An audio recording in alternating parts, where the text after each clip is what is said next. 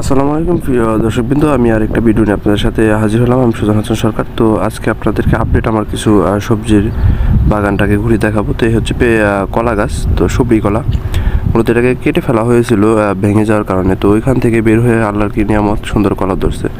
এপাশে যে আপনার হচ্ছে আনারস, এই পাশেও কিছু আনারস আছে, এগুলো হচ্ছে আখের চারা। দেখলে আখের চারা আনারস রয়েছে। তো ওই যে আমার সুন্দরী হাঁসগুলো বসে আছে।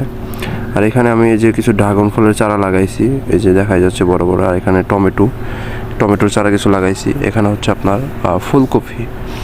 ফুলকপি, এখান দিয়ে যে মরিচের চারা, ভিন্ন ভিন্ন ধরনের জাতের মরিচের চারা, এগুলো হচ্ছে পাতাকপি।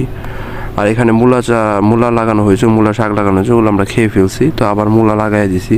এ হচ্ছে শশা, আমার সুন্দর সুন্দর শশাগুলো খাওয়ার উপযোগী প্রায় হয়ে গেছে।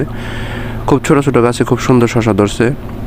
আর হচ্ছে আমার হাইব্রিড সিম গাছ, মাত্র 2 হাত গাছ।